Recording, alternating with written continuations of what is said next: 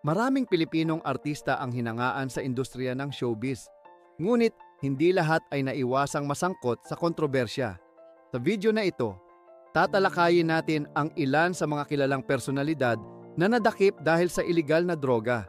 Sino-sino nga ba sila at paano nauwi sa kulungan ang kanilang mga kwento? Alamin natin ang kanilang pinagdaanan. Pero bago po ang lahat, baka pwedeng palike ang video na ito dahil napakalaking bagay na ito sa aming content creators. Maraming salamat po. Simulan natin kay Anton Bernardo, isang dating sexy actor ng Seiko Films. Kilala siya sa mga pelikulang Kesong Puti, Patikim ng Pinya, at Anakan Mo Ako. Noong Disyembre 24, naharang siya ng mga awtoridad dahil sa hindi pagsuot ng helmet.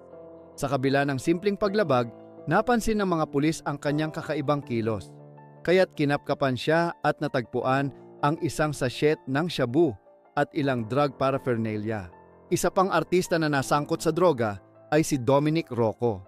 Noong Oktubre 22, naaresto siya kasama ang 4 pang iba sa isang buy-bust operation sa Quezon City. Ayon sa Quezon City Police District, nakuhanan sila ng shabu na may halagang 1,000 piso, pinatuyong marijuana, isang timbangan, at mga marked money. Si Dominic ay anak ng veteranong aktor na si Bembol Rocco at lumabas sa pelikulang Sleepless noong 2015, pati na rin sa TV series na My Special Tatay. Samantala, si Kat De Santos, dating miyembro ng Baywalk Buddies, ay naaresto ng mga pulis ng Quezon City Police District Station 1 matapos mahuling bumibili ng iligal na droga sa Barangay San Jose. Nakumpiska sa kanya ang isang sachet ng hinihinalang shabu. Ngunit hindi dito natapos ang kanyang kwento dahil noong Marso 22, muli siyang inaresto kasama ang isang dating opisyal ng militar at 3 pang kasamahan sa isang drug sting operation sa Quezon City. Nauwi ito sa isang madugong engkwentro na nagtapos sa Maynila. Kasama rin sa listahan si Angela Zamora, dating miyembro ng Star Circle Batch 5. Noong Hulyo 2019, nahuli siya sa isang buy-bust operation sa Bacoor, Cavite. Ayon sa ulat ng pulisya, inamin ng kanyang live-in partner na si Vladimir Bersana na nagbebenta sila ng droga mula sa kanilang tahanan.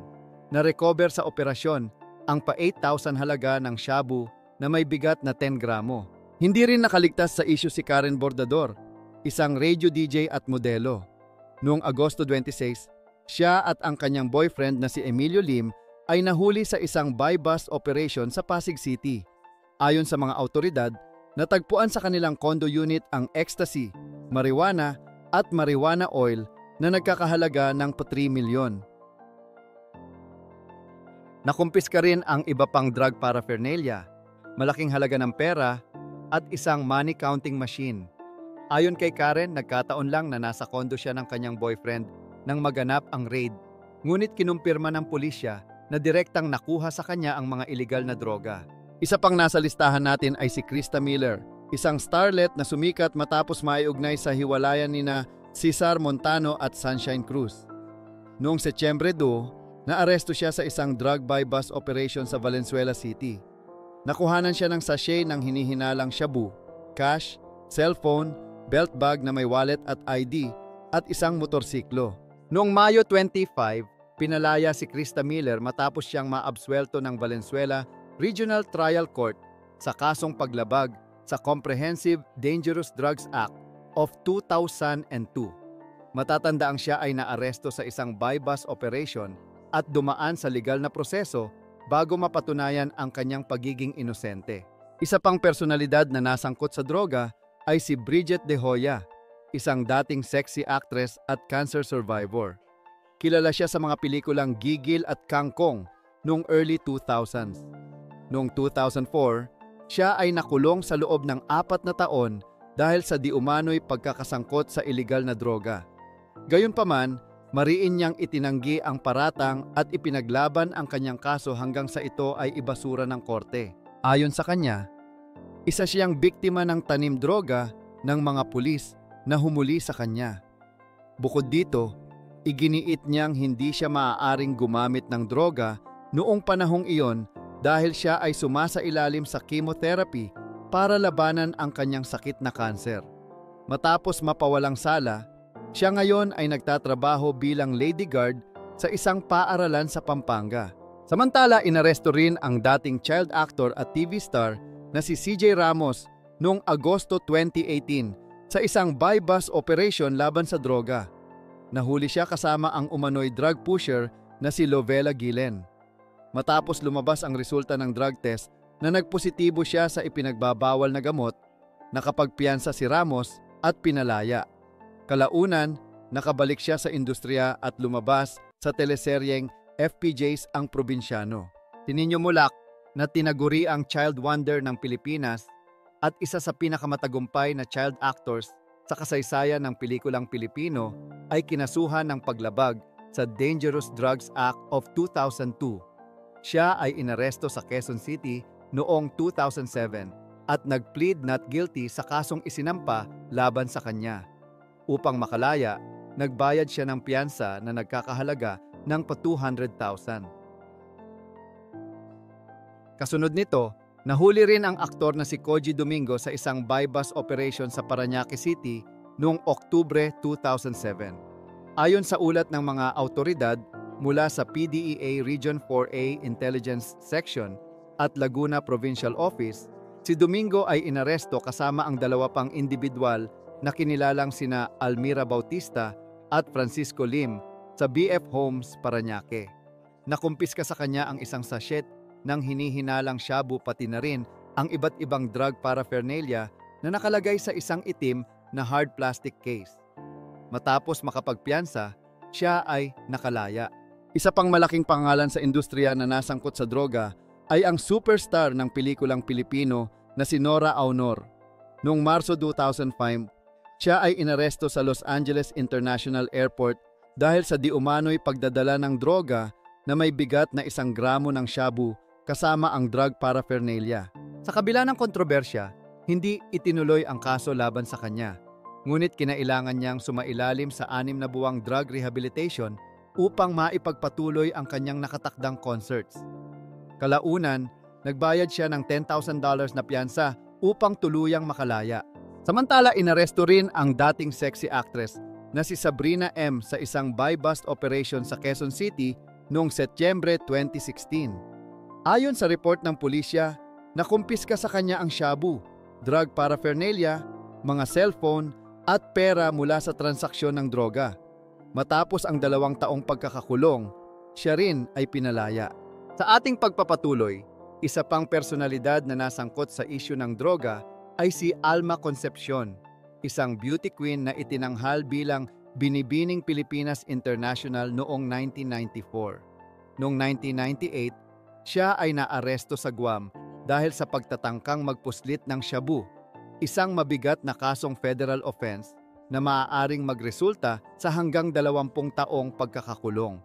Ayon sa ulat, natagpuan sa kanyang handbag ang 0.8 gramo ng shabu, dahilan upang siya ay agad na arestuhin.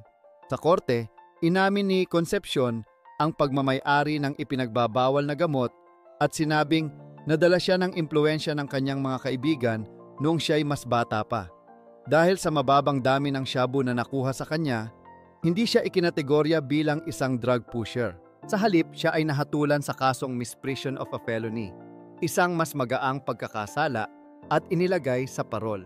Pagkatapos ng 23 araw sa kulungan, siya ay napalaya ngunit kinailangang gumawa ng isang anti-drug commercial bilang bahagi ng kanyang parusa.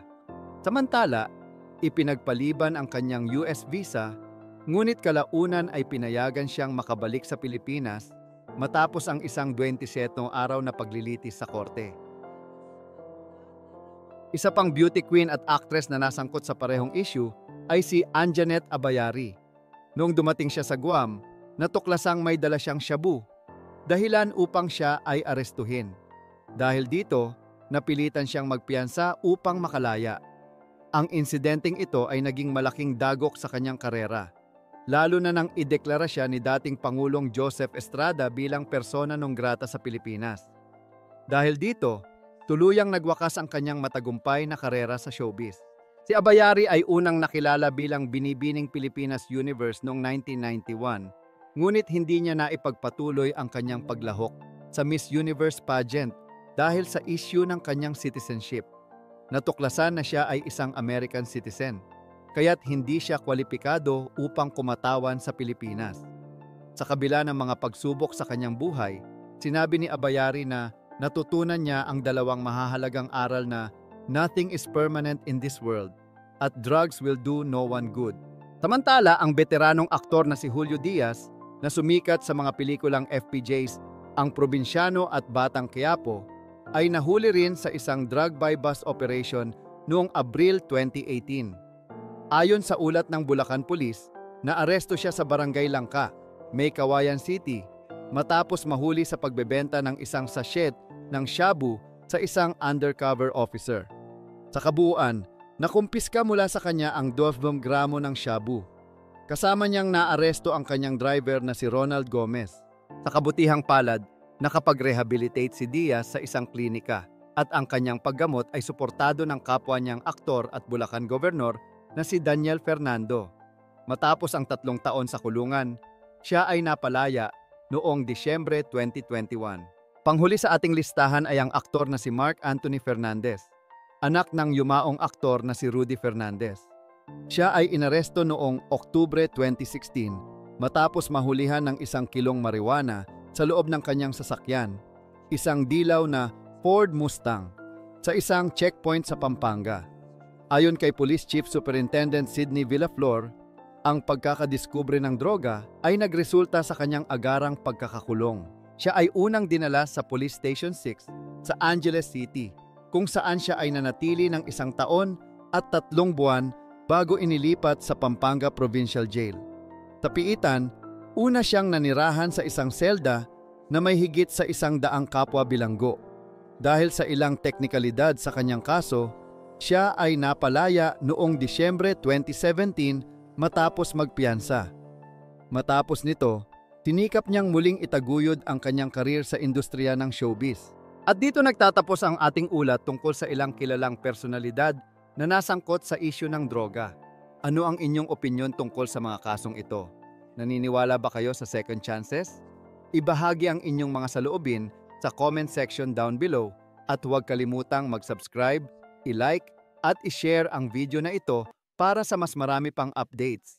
Hanggang sa muli!